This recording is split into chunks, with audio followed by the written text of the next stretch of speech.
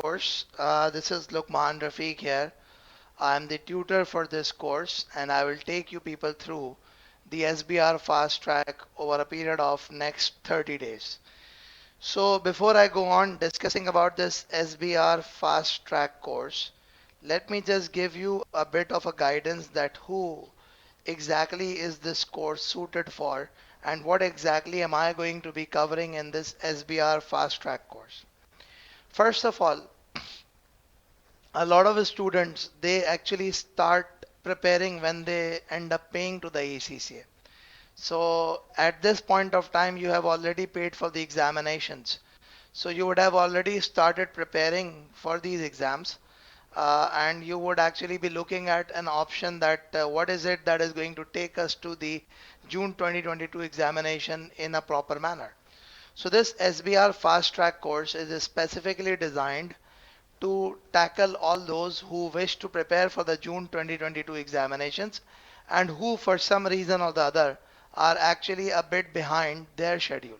Now, how exactly am I going to be conducting this fast track classes? So let me give you a bit of a guidance.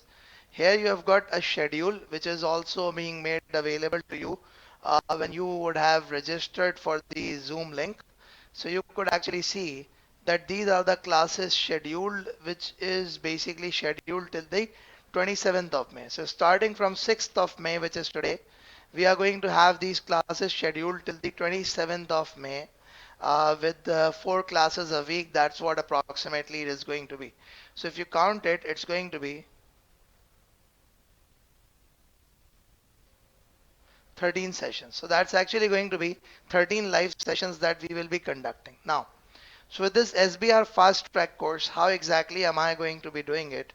So first of all, every single student who gets registered will have access to the platform. Will have access to the platform where all the lectures of Scriber are actually made available. What is the second thing that you are going to be getting? So as I discussed that there is actually going to be 13 live sessions that I shall be conducting for these.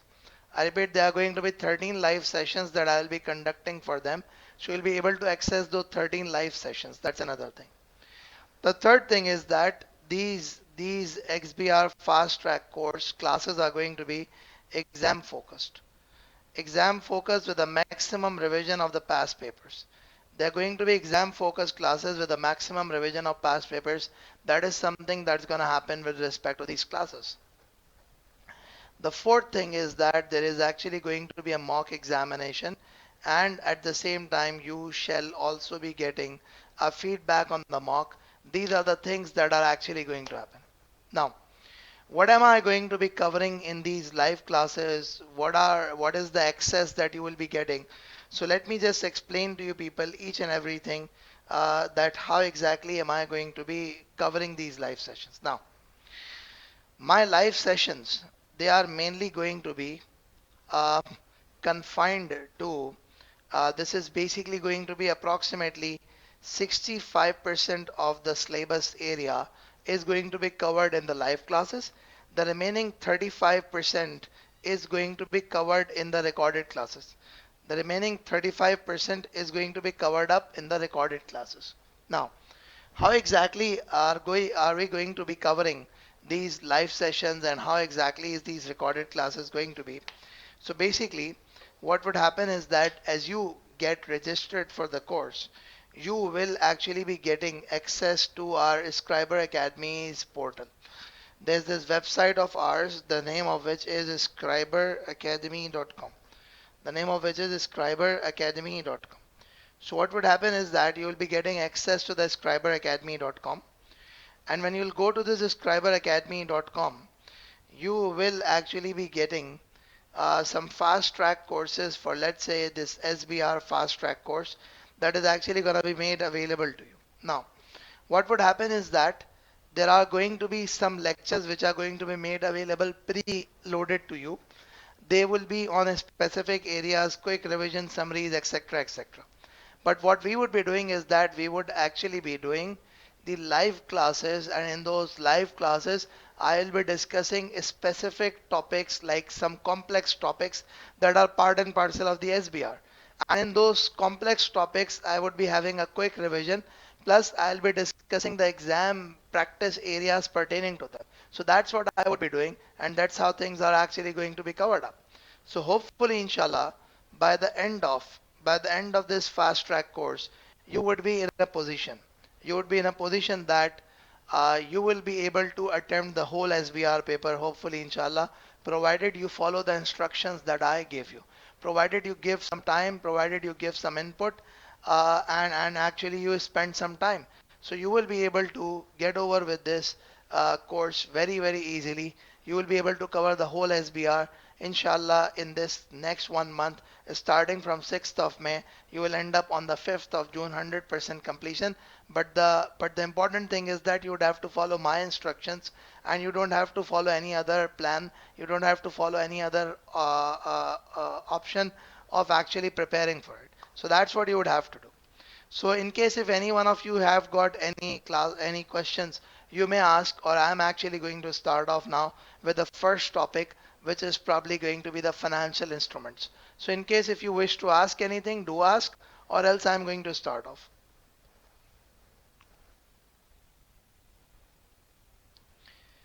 Yeah, anyone having any questions, please?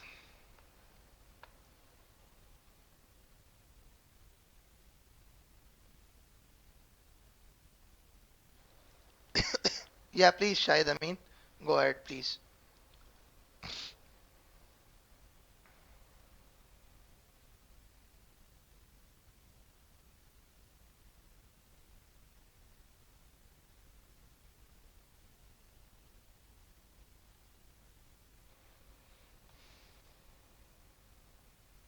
Yeah, the access for this course is going to be paid. It's not a free course. The free trial access that we did give to the lectures, that has actually expired by the 26th or 27th of April. It's now a paid course. It's not a free course. And what is actually there is that there is a fee of USD 90 for this course. And in case if you are a resit student, so you could pay USD 75. So that's how it is. In case if you are a reset student, you could pay USD 75, but if you are a first timer, you have to pay USD 90. Yeah. Yes, Doshia, that's what I'm suggesting, that you should follow my plan instead of actually following any other instruction, any other directions. Just follow the plan that I'm gonna give you. Just stick to that plan, and hopefully, inshallah, you'll be able to get through.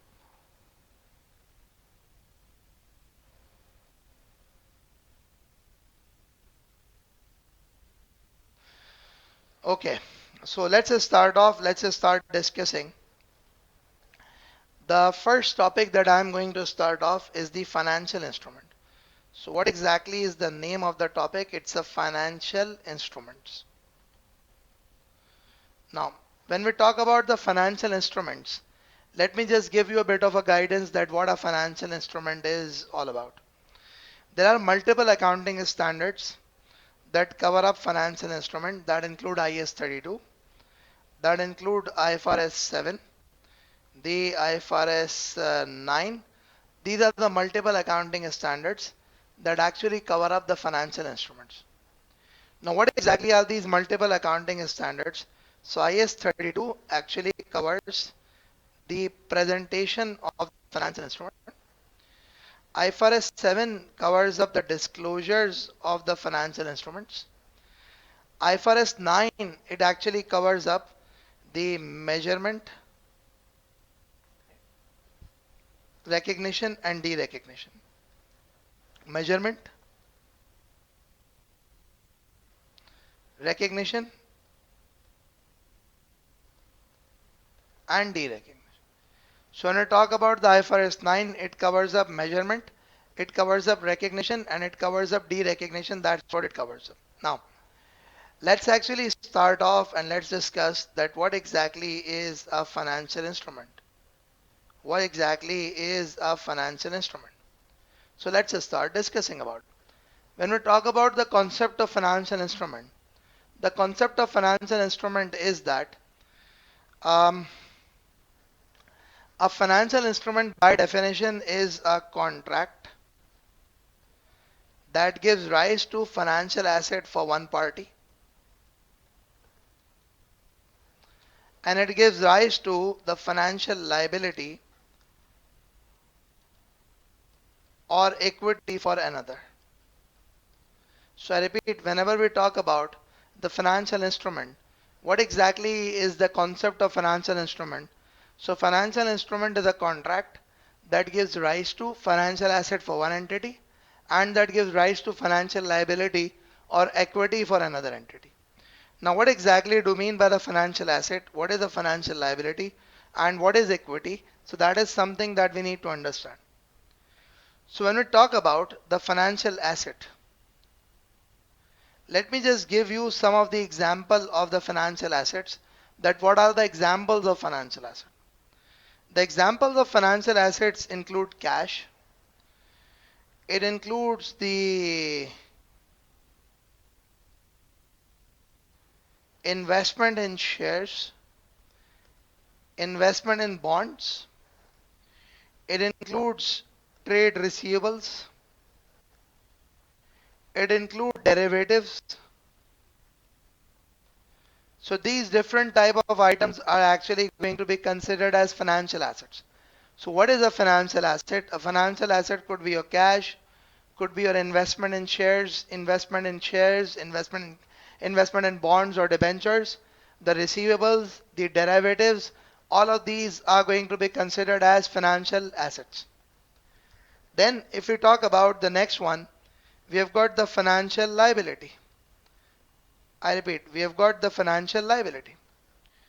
When I talk about the financial liability, what are the examples of financial liability? Let's talk about them. So whatever loans that you have, whatever the bonds that you have issued as an entity, whatever type of payables that you have, all of them are example of financial liability. I'm going to come on to the definition, but I'm just giving you a bit of an idea that what a financial asset is. I'm giving you a bit of an idea what a financial liability is. So you've got cash, you've got investment in shares, investment in bonds, receivables, derivatives, they're all financial assets. With respect to financial liabilities, the loans, the bonds that you have issued, the payables, they're all going to be considered as financial liability. Then the third one of them is called the equity. The example of equity include the examples of equity includes the issued shares, a company which has issued the shares,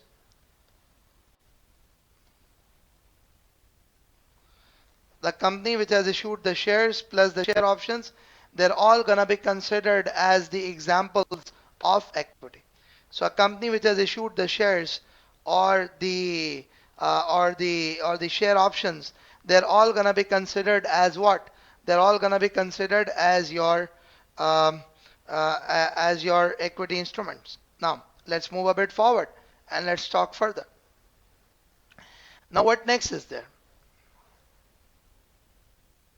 The next situation is that this is something that we have discussed, that what a financial asset is, what a financial liability is, what an equity is. We have just discussed a bit of an example. So what exactly do we need to do with respect to an entity, that how do we account for financial asset, how do we account for financial liability, how do we account for equity? So let me just give you a bit of a guidance. I'm going to come on to the classification and the classification of financial asset.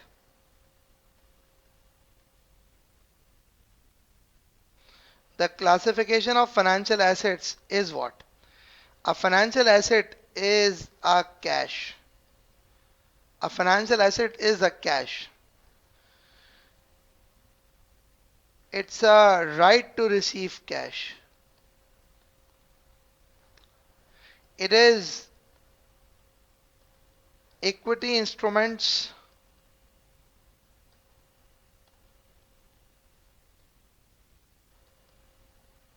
of another entity. So what is a financial asset? It's a cash.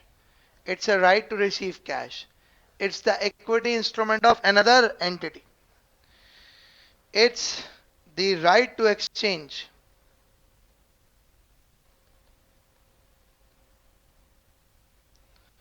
financial asset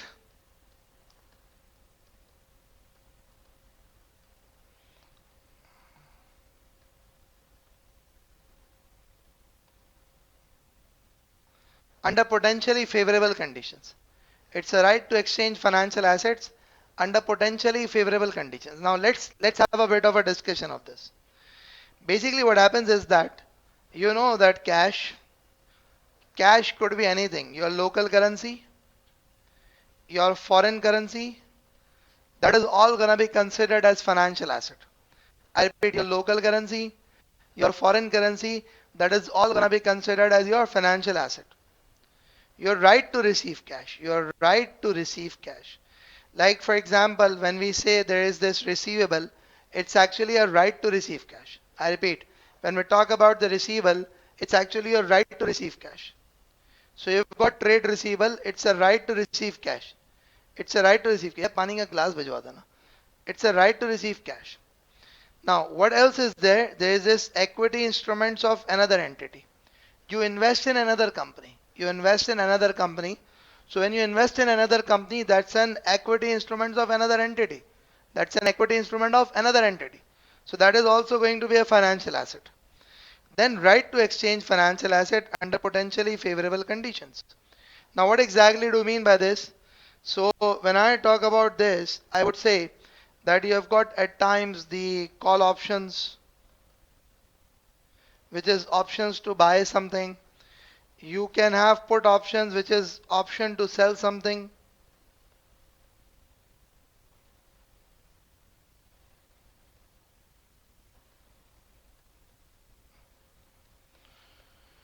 You can have call options, you can have put options, option to buy, option to sell, things like that. So therefore, at times when you have got an option which gives you a favorable situation, which gives you a condition that you can buy things under favorable conditions, that is actually going to be considered as a financial asset.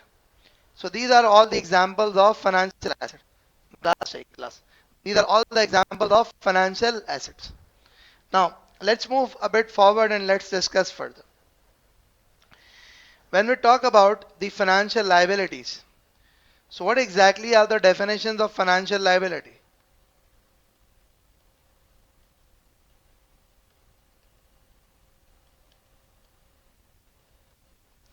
I repeat, when we talk about the financial liability, what exactly do you mean by it?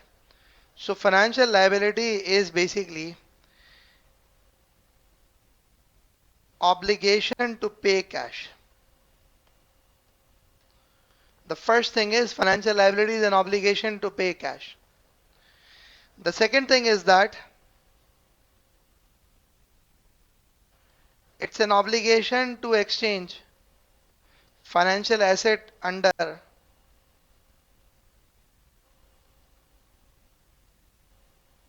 non-favorable conditions.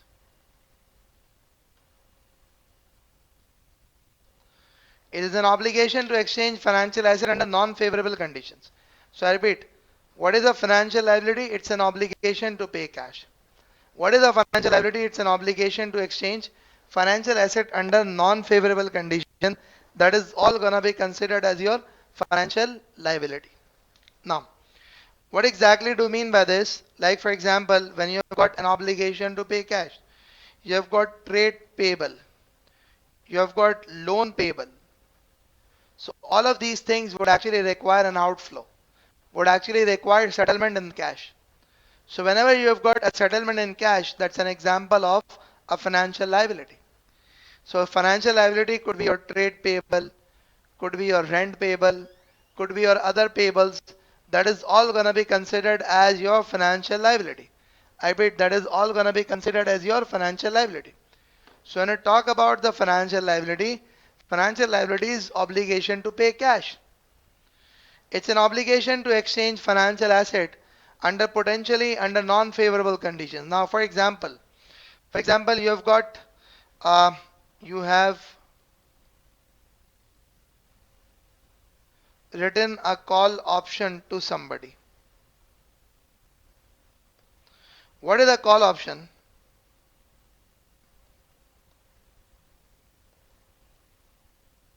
A call option is an option to buy. A call option is an option to buy. Let's say you have given a call option to somebody that they can buy from you dollar at AED 3.65. They can buy the dollar from you at AED 3.65. That means they can give you $3.65, 3.65 dirhams, and they can buy dollars from you. Now what happens is that the spot market rate for the dollar has now become AED 3.7. That means in the market, if you wish to buy a dollar, you got to pay 3.7 dirhams. Now this person to whom you have issued the option actually pays you 3.65 and buys dollar from you. That means this other person had a call option which was a financial asset for him because it was giving him favorable conditions. But for you, it was an adverse condition. It was non-favorable condition. In the market, 3.7 dirhams are being received for dollar, but you have to receive 3.65. That means it's a non-favorable condition. So when it's a non-favorable condition, and it's a non-favorable condition under which you are exchanging financial asset. What do you mean by financial asset? You are actually surrendering dollar, which is cash. You are getting dirhams, which is again cash. So you are exchanging financial asset under non-favorable condition. It's a financial liability. I hope that you people get it.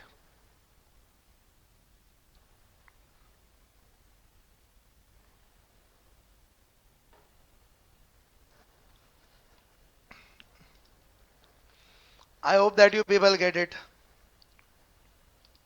Now, let's move a bit forward and let's discuss further. Lastly, there is actually an example and there is actually the definition of equity. That what exactly is equity? Let's have a bit of a discussion about it. When we talk about the equity, so equity is an instrument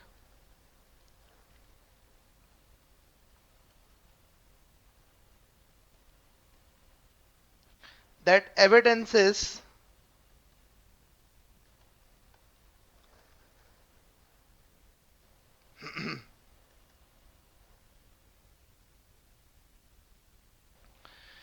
equity is an instrument that evidences residual interest in an entity. That evidences residual interest in an entity. Now, what exactly do you mean by residual interest? I repeat, what exactly do you mean by residual interest? So, when I talk about the residual, it means leftover. It means leftover. Now, what exactly do you mean by leftover or the residual interest? So, residual interest actually means, for example, if you liquidate an entity, and when you liquidate an entity, so what you are going to do is that you're going to sell all the assets. What are you going to do next? You will settle all the liabilities. You're going to sell the assets, you are going to settle the liabilities. So if you're going to sell the assets, you're going to settle the liabilities.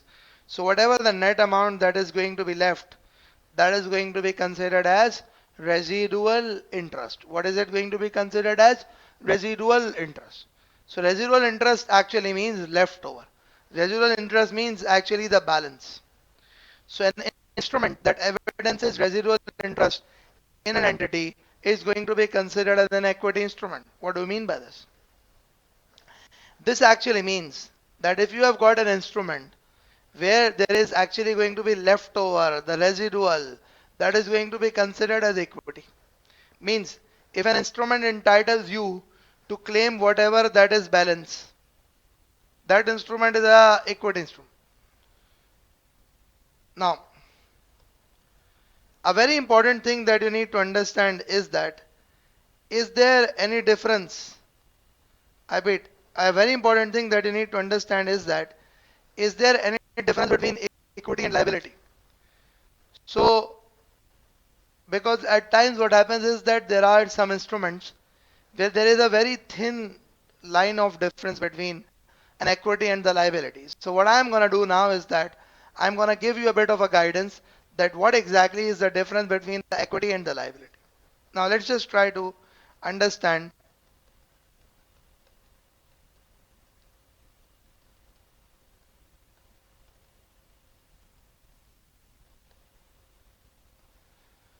that what exactly is the difference between the equity and the liability. So when we talk about the equity and the liability, so with respect to the equity, the key feature with respect to equity is that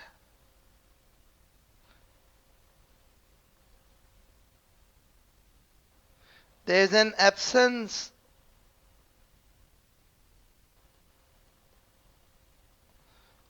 of obligation to pay cash.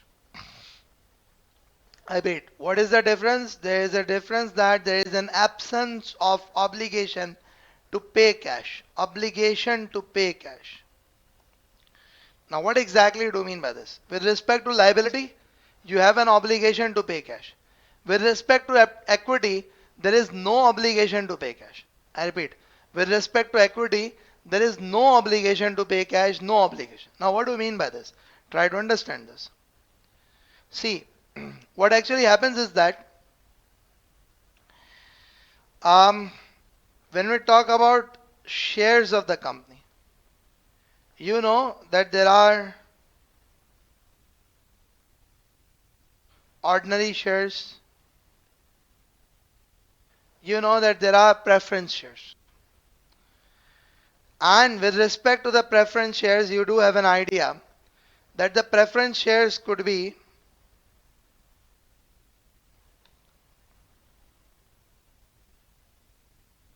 redeemable.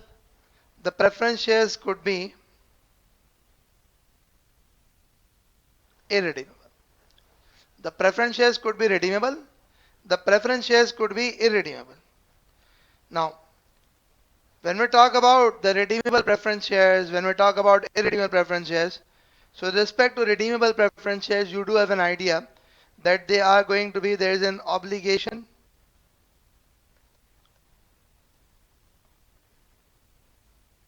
to repay cash.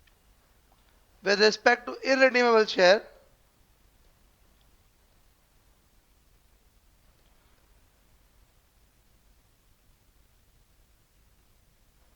no obligation to pay cash. With respect to irredeemable, there is no obligation to pay cash. Now, let's just try to understand.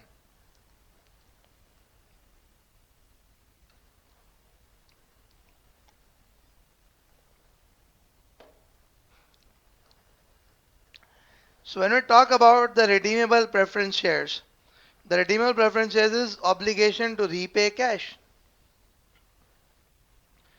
There's an obligation to repay cash. So, when there is an obligation to repay cash, these redeemable preference shares are classified as financial liability, whereas the irredeemable preference shares are classified as equity. Whereas the irredeemable preference shares are classified as equity.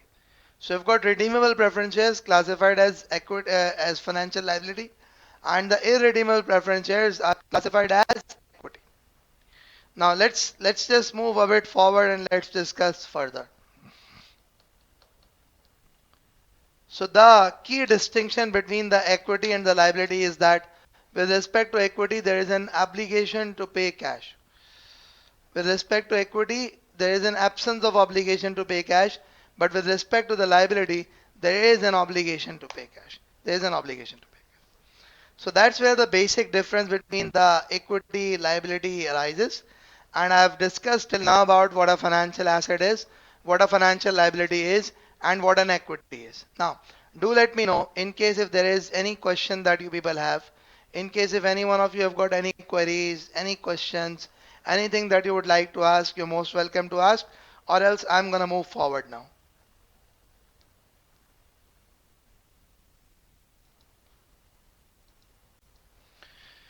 Okay, guys. So, with respect to this question, the requirement is that it says discuss whether the above arrangements regarding the B shares of each of KVOR and Lidan should be treated as liabilities or equity in the financial statements of the respective issuing companies. So the companies who have actually issued these, so how exactly should it be dealt with? Should it be treated as a liability or should it be treated as an equity? How should we be dealing with it? Now what does it say? It says the directors of AVCO, a public limited company, are reviewing financial statements of the two entities which are acquisition targets, the KVOR and LIDAN. They have asked for clarification on the treatment of the following financial instrument within the financial statements of the entity. So they would want to know that how the financial statements would be treated in the financial statements of these respective entities, the KVOR and the LIDAN. It says KVOR has two classes of shares, A and B shares. What does KVOR has? KVOR has two classes of shares, A shares and B shares. A shares are KVOR's ordinary shares and are correctly classified as equity. So they have actually told you that the A shares have been correctly classified as equity. Secondly, it says the B shares are not mandatorily redeemable shares. The B shares are not mandatorily redeemable. B shares are not mandatorily redeemable. They're not mandatorily redeemable, but contain a call option. A call option is an option to buy, allowing the KVOR to repurchase them. So you as an entity can repurchase them. You don't have an obligation, but you have a right. You can repurchase them. Dividends are payable on B shares if and only if dividends have been paid on the A shares. The terms of the B shares are such that dividends are payable at the rate equal to that of the ordinary shares. Now, if I talk about this specific question, so what am I going to do? I'm going to say, okay, the name of the question is EVCO company. The name of the question is EVCO company. And with respect to the EVCO company, what do we have? I repeat, with respect to the EVCO company, what do we have? We have got the first company whom we are actually talking about is KVOR. So for the KVOR, what is going to happen is that the B shares should be treated as equity. The B shares should be treated as equity. Now you would say why B shares should be treated as equity. So let's actually understand. The reason being that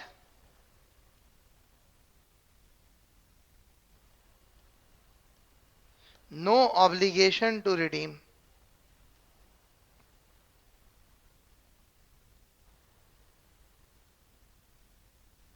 call option to redeem.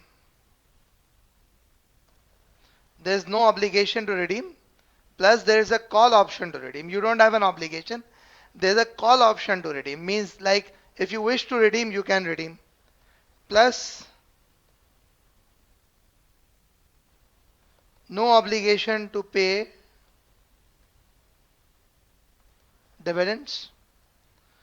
Further it says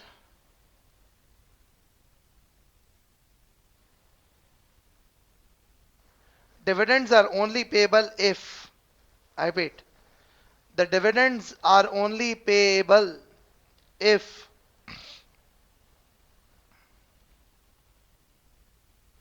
declared on A shares.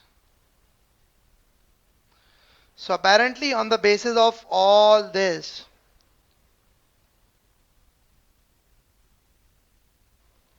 no obligation to pay cash, and hence it's an equity instrument. So the first company, which is KVOR, there is as such no obligation to pay cash. They don't have any obligation to pay cash. All that they have to do is that they just have to pay the dividend in case if they declare the dividend on other shares. Otherwise, they don't have to pay the dividends. They just have to pay if they declare on other shares. Otherwise, they don't have to pay. So resultingly, it's a equity instrument, not a liability. That's the first part of this question.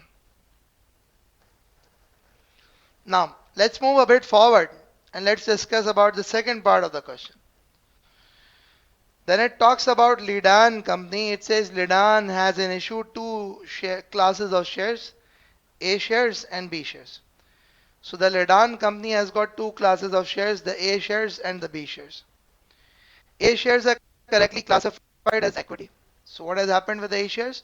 They are correctly classified as equity. 2 million B shares of nominal value $1 each are in issue. So with respect to A shares, there is no issue at all.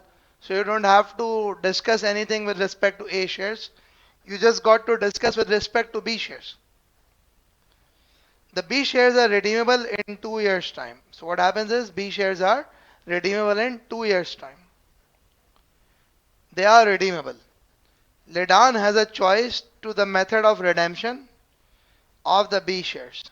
So Lidan, they've got a choice that they can decide whether they wish to redeem or whether they wish to convert them into the shares. So what happens is that it may redeem for cash at nominal value. Nominal value means par value. Or it may issue 1 million shares.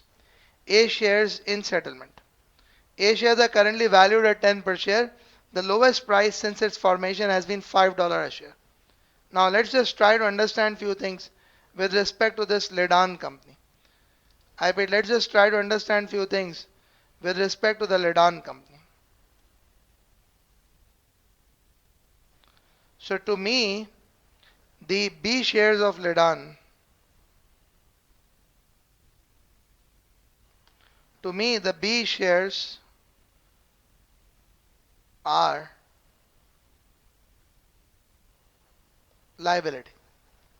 I repeat, to me the B shares of Lidan are a liability. Now, why exactly is it a liability? Let's just try to understand. See, first of all, the shares are redeemable.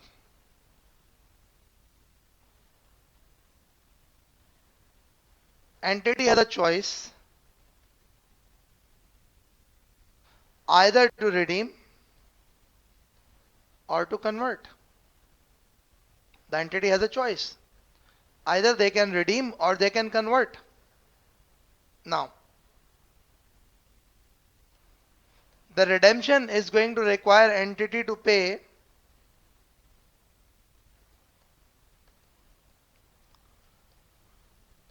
$2 million cash. I repeat, the redemption is going to require entity to pay $2 million cash. Why the redemption would require entity to pay 2 million cash? Because what happens with respect to redemption is that you got to pay just 2 million cash, nothing else. You got to redeem at nominal value. The conversion would require you to issue 1 million shares, and the lowest price the shares have seen is $5. So that means these shares are going to be of $5. I bet these shares are going to be of $5. Now let's just try to understand that what is going to happen. Now see, the redemption is of $2 million. The conversion is of 5 million shares. So unless entity is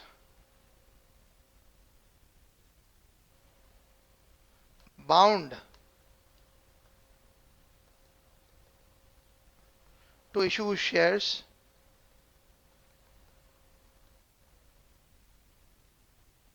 it will always prefer to settle in cash as it is a cheaper option. Hence, there exists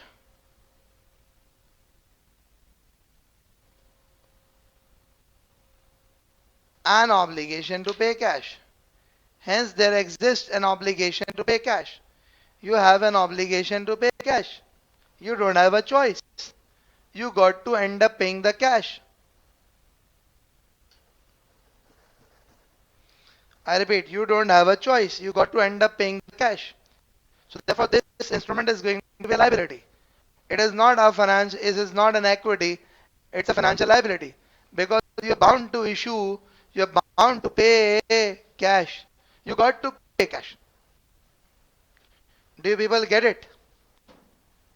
Yeah. Do you people get it?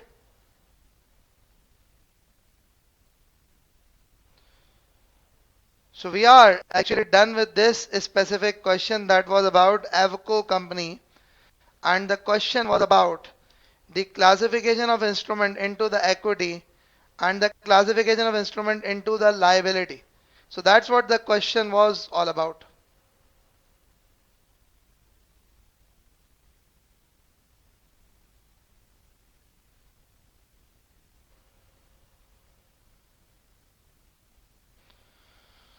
Okay. Now we are going to move forward now, and there is this another question, the name of which is Ethan. Uh, what is it that you need to do with Ethan? It's the same thing that how would you classify them? I repeat, how would you classify them? So that is something that you have to do. So again, what I am doing is that I am giving you 5 minutes time. Read through it, try to attempt the question, and then we shall start discussing.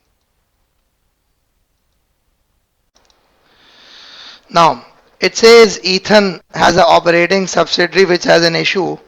A and B shares, both of which have a voting rights. So A and B shares which have both have voting rights. Ethan holds 70% of the A and the B shares, and the remainder are held by shareholders external to the group. The subsidiary is obliged to pay an annual dividend of 5% on the B shares. So what happens is that the subsidiary is obliged to pay a dividend of 5% on the B shares. That's something that's mandatory for the subsidiary to do. What is mandatory for the subsidiary to do? To pay this dividend on these shares.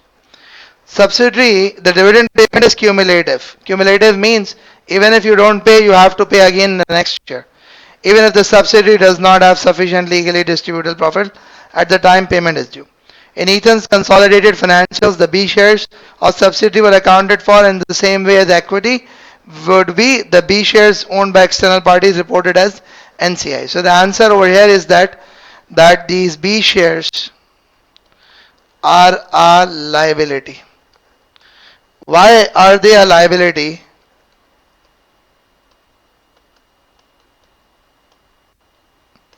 Because there is an obligation to pay cash, which is obligation to pay dividend. It's an obligation to pay dividend. You have an obligation to pay cash, it's an obligation to pay dividend. That's what you would have to do. So I repeat, the B shares, you would have a liability, it's an obligation to pay cash. What is it? It's an obligation to pay cash. So you got to classify them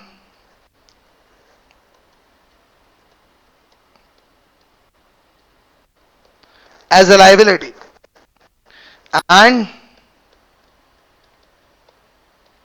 should not be presented under equity or NCI. It should not be presented under equity or NCI. That's what you have to keep in mind. It should not be presented under equity or NCI. That is something that you got to keep in mind. So basically what have we done now? We have actually discussed the concept of the financial instrument, that what exactly is a financial instrument, what is a financial asset, what's a financial liability, and what is equity. And all of this that we have actually covered up now is all discussed under IAS 32. So as I told you initially that what is IAS 32 all about? It is about the presentation under the financial instrument. It's a presentation of financial instrument. So I repeat, what is IAS 32 all about? It's presentation of financial instruments. Now what do you mean by presentation? This means IAS 32 gives you guidance that you got to actually know how to classify a financial instrument into a financial asset, into a financial liability, and into equity. So who guides you to do this? The IAS 32 gives you the guidance to do it, to classify it into financial asset, into financial liability, and into equity. So we are done with this basic classification. There are one or two more things about IAS 32, but we would be discussing that once we have actually gone through the area of recognition and measurement, because that actually makes things easy once you are done with recognition and measurement. So I'm gonna keep my session of today till here. In case if any one of you have any questions, you may ask. I'll be happy to answer. And we shall continue now in our next session. And you will wait for my additional guidance that how exactly you should be covering the further things.